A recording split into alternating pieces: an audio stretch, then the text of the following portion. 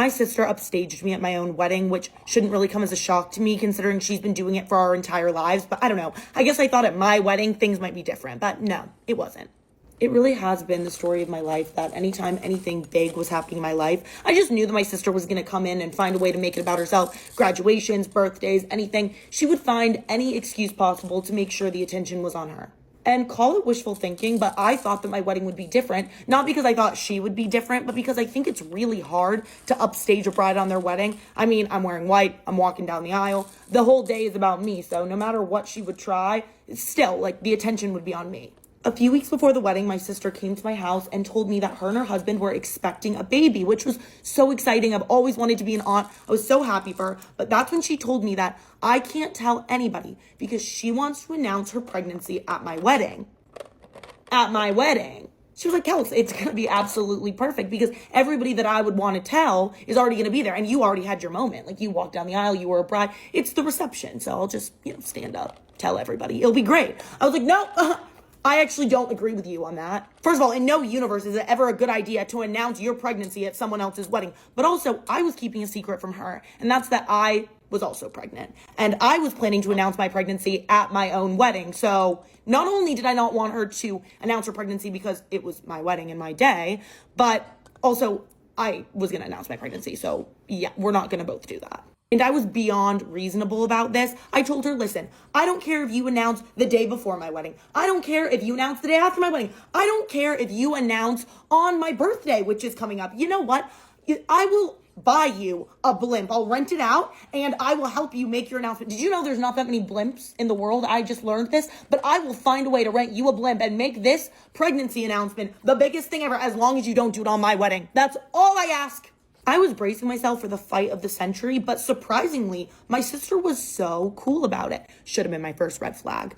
She was so excited. We actually bonded about the fact that we were going to be first-time mothers together. Our kids were going to be the same age. They were going to get to grow up and be really close-knit cousins.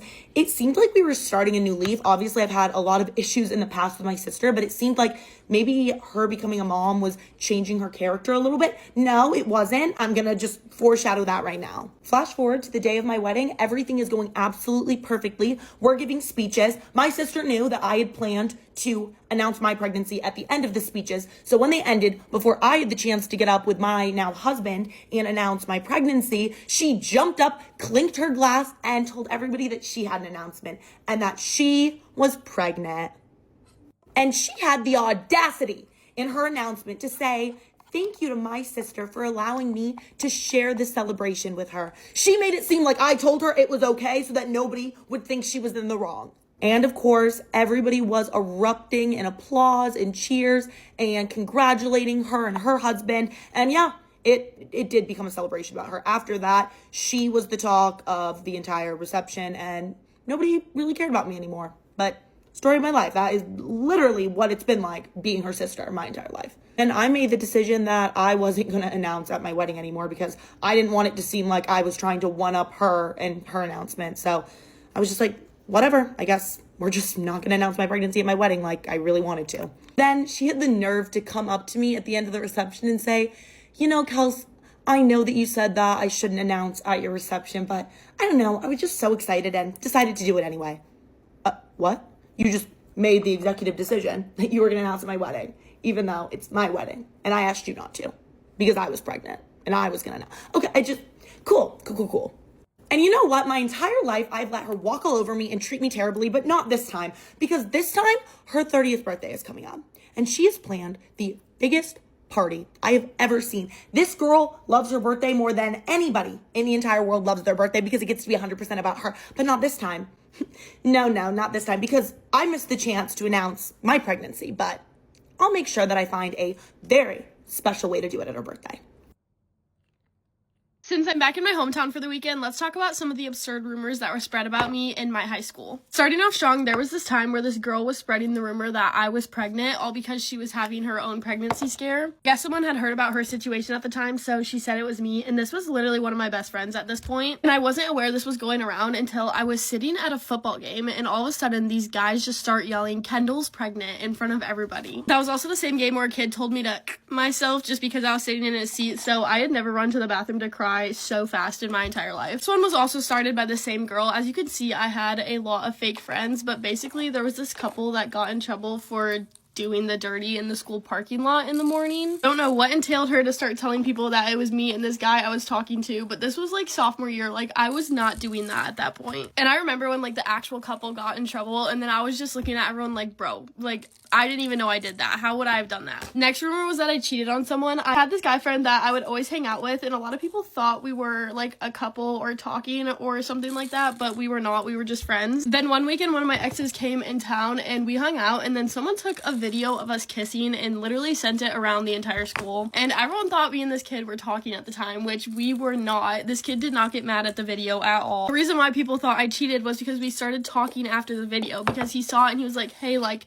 I actually like you, this kind of bothers me. And I was like, oh my gosh, I'm so sorry, I did not know that. And then we started talking. That's literally what happened. Bro would not be talking to me if I literally cheated on him on video. Next would probably be like my junior and senior year, when everyone thought that me and my guy best friend were like hooking up while I was in a relationship. First of all, that is so crazy, and it created so many issues for me that literally should not have been issues. I hate how people cannot have platonic relationships with the opposite gender, because literally he was like my ride or die. Like, he went through thick and thin with me. Of course I'm gonna be his best friend and only his friend. Also, there's a rumor that I lost my card freshman year of high school because my ex at the time literally would tell people that we did that when we did not. I did not do that at that age. Literally have so many, but this video is already like 3 minutes long, so unfortunately I have to cut this short. It was also like a joke that me and my best friend were gay for each other, because literally we were like soulmates for like 15 years. I swear I have so many. Every single time I'd walk into school, I swear I would be like, I did what now? It was definitely a wild time and did not help with my mental health at all, but you know, at least it was entertaining. My life was very entertaining for people in high school. And I think the biggest misconception is that people thought I was like this mean, stuck-up person, when in reality I just didn't talk to y'all because that's the stuff you'd make up in your free time.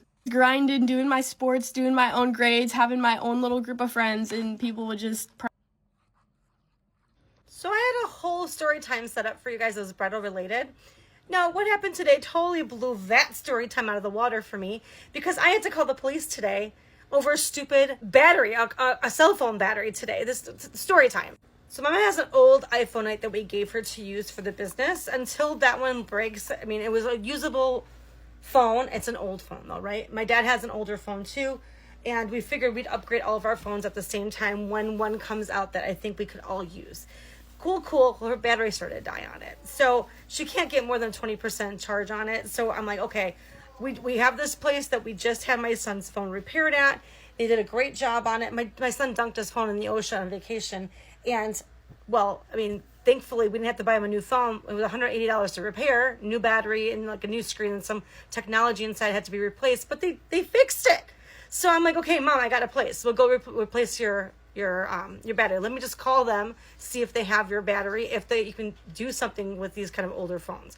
So I called them on Friday, made the appointment with the gentleman that was there. He was the same manager that worked with us on my son's phone.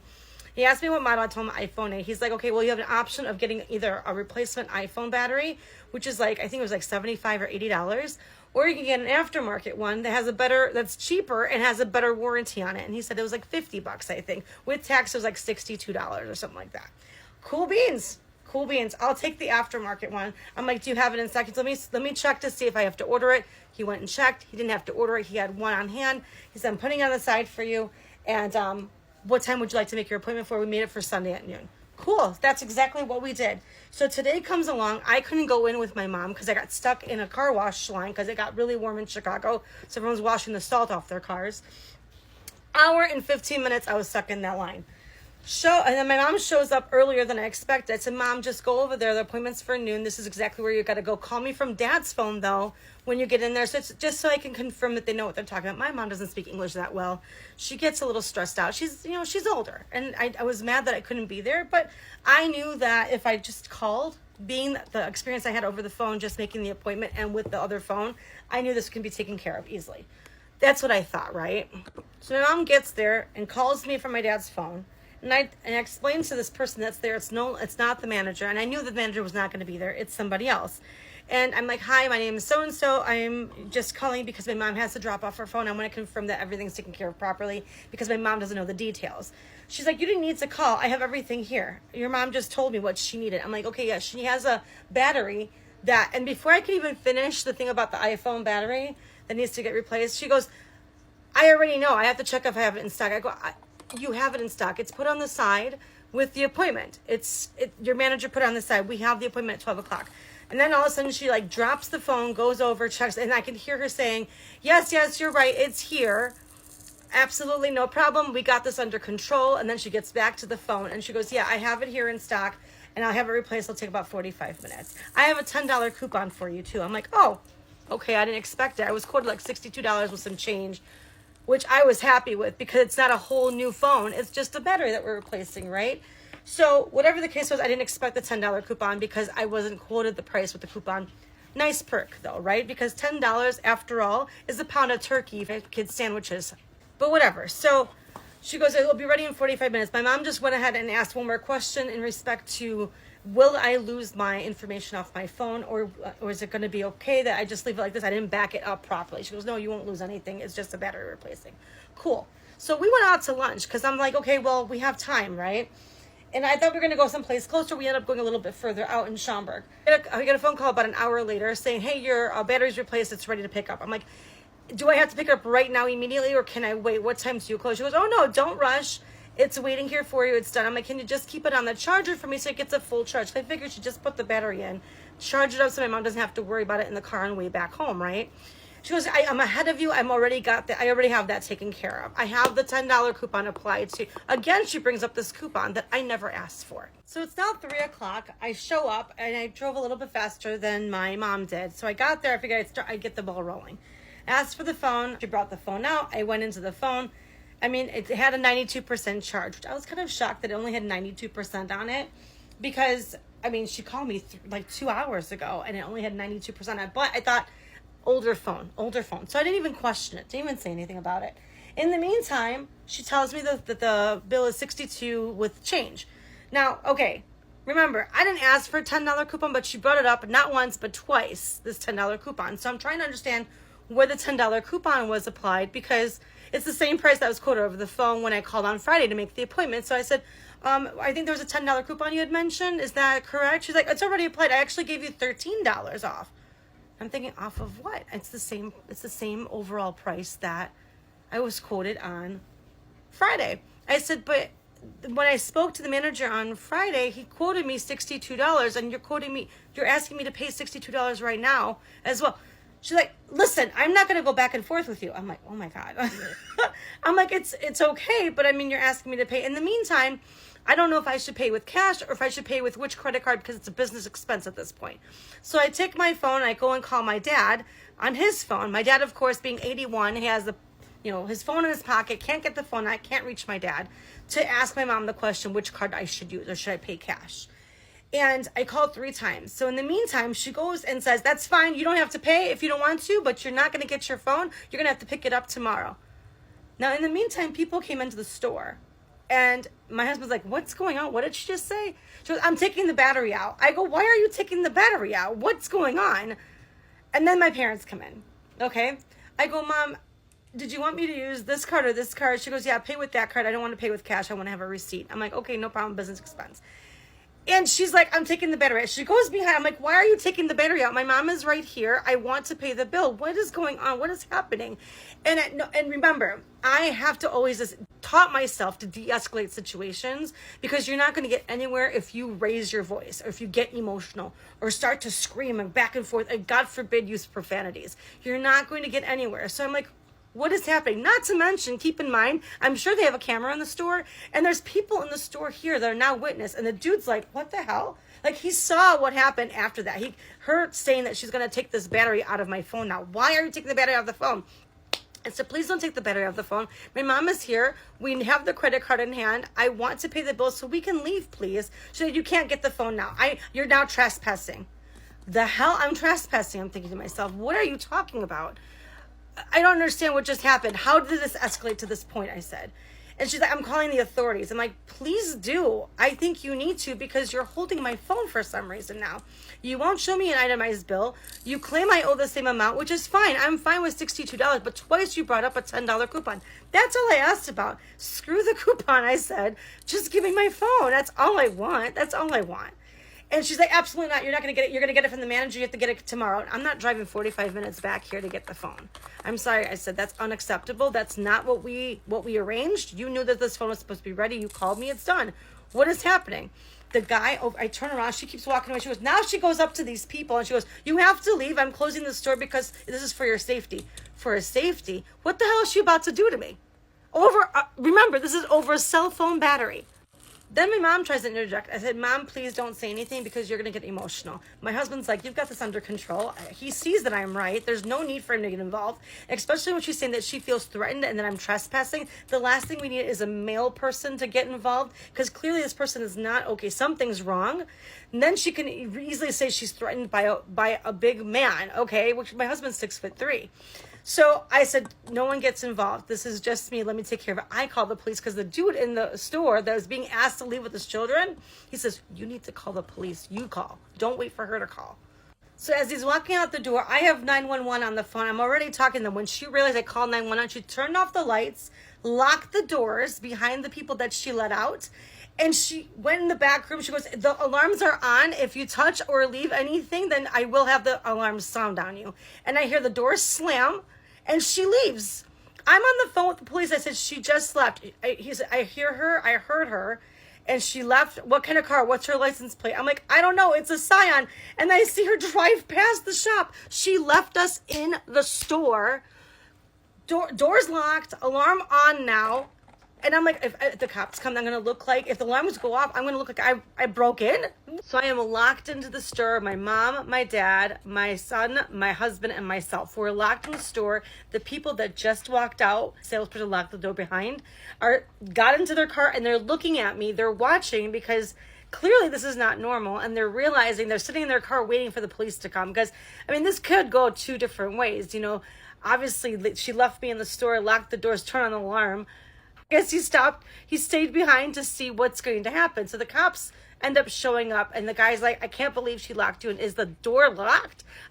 She said she locked the door. I watched her lock the door. She turned off all the lights and the alarms are on. So she told me flat out the alarms are on. So I don't know if they're motion detectors, if they're on the door, because I could have probably pushed the door open because they had a lock that you could push out. And I could have probably left if I unlocked the door. I was afraid that the alarm would go off. But being that we were in the town that we're in, we have police all over the place all the time. They showed up pretty fast. So I'm not moving. I told my parents not to move. I kept the people on the phone. I said, what's going to happen if the police show up? Are they going to think that I broke in? They're like, no, we know the situation. Don't worry, you won't get in trouble. Thank God, I'm thinking to myself. The dude is still standing there. As the police pull up, he rolls away. I'm like, I wish he stayed. He would have been a nice little witness to the situation. But I digress because I figure, you know what? There's a camera in there. I'm not going to go off the subject. I'm not going to focus on something that's not important because we have the facts at our hands, and I really do hope that the police do at some point look at the camera if there's an issue any further. So the police officer came up to the door and asked me, can you open the door? I'm like, I can try, but I'm afraid the alarm will sound. He's like, if it'll sound, we're here. So I kept everyone in the front of the store so that no one was roaming around just in case, and the dude that was in the car saw us. So I opened the door, and sure enough, the alarm did not go off. So I think she was freaking out that I called the police. And that's why she didn't turn on the actual alarm so that I could leave. But I wasn't going to leave because I have my phone here, and I'm not coming back tomorrow. I just want my phone. So as the police officer came in, I explained the situation to him. And he's dumbfounded. He's like, who leaves people in the store? Like, who does this? And I said, well, and that's the thing. And I mean, as I'm speaking to you, I spoke to her the same way. There was no need for this to escalate to the point that it got to. And he's dumbfounded. He's like, well, do you want to go? I'm like, I want my phone. She still has my phone and she left. And I know it's in the back, but I'm not going back there because I did not pay for the service. They replaced the battery. That's all I want is my phone with my battery that's replaced. That's it. And I explained to him the whole coupon situation, which I believe that's what escalated. And as I think back now, I think she maybe offered us something that she shouldn't have offered us. So instead of saying, shoot, I screwed up, I'm sorry, it's not an offer. Listen, I knew it was supposed to be $62 with some change. That's what I was quoted over the phone. The fact that she offered that $10 coupon, whatever. I was not going to lose my mind over a $10 coupon that I didn't even know existed to begin with. But again, I was trying to maintain my composure, not get emotional, not get loud. make sure that I spoke to the police officer the exact same way I spoke to her. So there's no change in this. I'm not some crazy ass Karen that came in looking for some special benefits or services and I turned this into nothing or something, or I turned nothing into something, which is exactly what she did. So of course, as I finish the story with this police officer, he gets a call and another cop comes in. And now I have to explain the whole thing all over again to the second police officer. This guy was much more receptive, I felt. I felt like the other guy was in a hurry to get someplace else. He had to stop because he was in the area. I appreciate the fact that the second police officer came in because truly I felt like he listened. He's like, this doesn't make any sense. I go, and I know that it sounds crazy and I don't understand why it escalated to this point. So, I mean, at this point, what do? As I finished telling the story and he took his notes and everything, we hear the back door open. She came back. She came back to the store. I'm like, oh my gosh, she's here. She came back. And then she comes out and she goes, they're trespassing. Anyone else would be like, why are they still here or something like that? No, they're trespassing. So what, she expected me to be here? And the police officer just goes up to her and tries to talk to her, tries to understand. The woman just wouldn't shut up. She just kept going and yelling and then adding stuff to this. That I got loud with her. I wasn't going to pay. I wanted to steal the phone. I'm like, what? Who wanted to steal the phone? I'm like, you have witnesses, and if you have cameras, you can go back. No one wanted to steal the phone. I had a credit card in my hand ready to pay. And as I was saying this, the police officer turns around and says, let me ask her the questions. I took a step back. I'm like, exactly that, because the police officer heard me out. She is acting erratic. Something is seriously wrong with this woman. And I, at that point, had a moment to stop and think, my God, I run a store. If someone did this, if my employee did this, I would lose my mind, because she claimed to have the manager on the phone. She could have easily passed the manager to me to talk to. I would have talked to the manager. She didn't have to even deal with it if she felt in any way, shape, or form that I was harassing her like she claimed. So I was concerned at this point for the manager. I'm like, who did he leave in the store? Is he aware of how the store is run? Because this person clearly knows her job behind the wall, the technology of the business, but the customer service, this is not a person that's stable enough to be at the front line, customer service, dealing with issues, which honestly, what was the issue here? Nothing. A $10 coupon she offered. So the police officer says, okay, you know what? Just go get the phone, please, so that they can pay for it. And they go, no, they can't get the phone because they didn't pay for it. I want to pay for it, though. And the police officer said that she wants to pay for it. If she pays for it, can she take the phone? She has to pick it up tomorrow.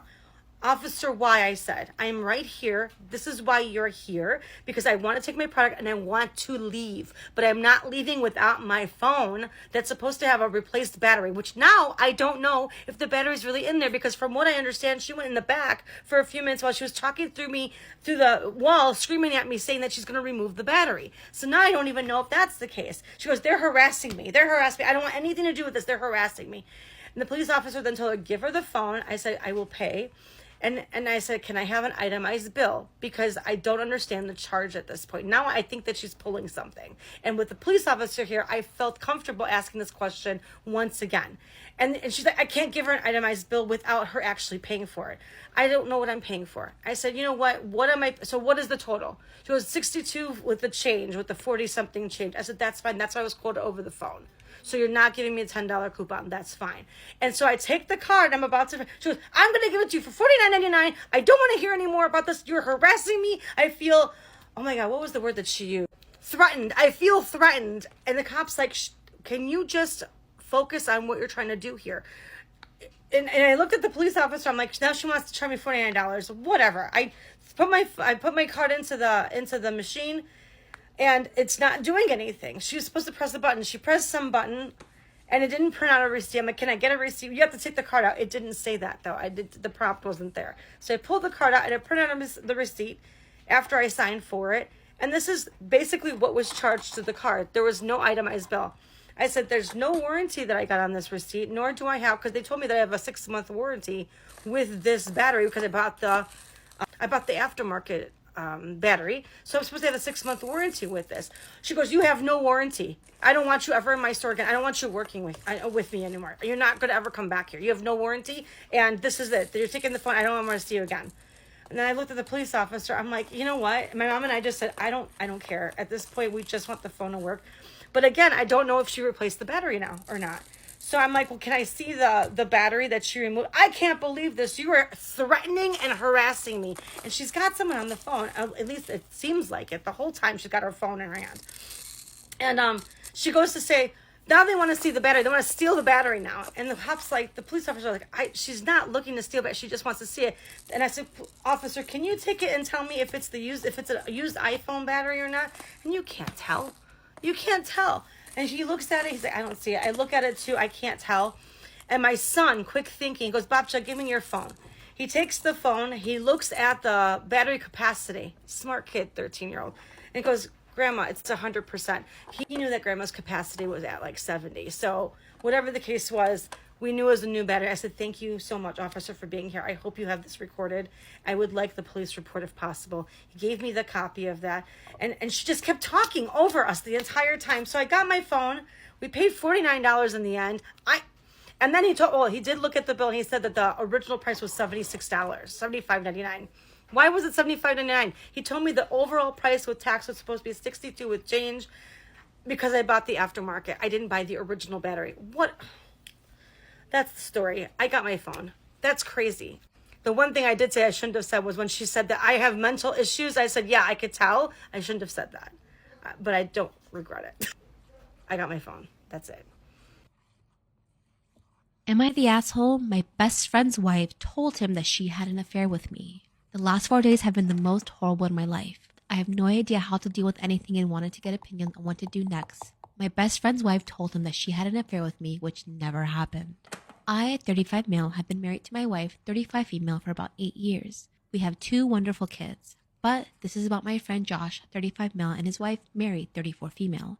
I met Josh during my freshman year of college, and we have been friends ever since. We have always shared our love for tech, and he's always my go-to guy when I need someone to talk to. Josh started dating Mary 5 years ago. Let's say Mary has a very different set of morals than my wife or me. She's very loud, manipulative, and just craves attention.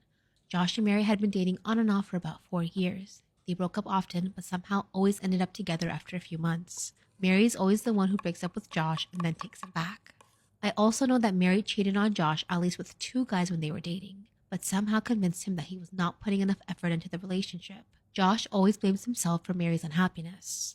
My wife also knows about all of this and has always kept her distance from Mary.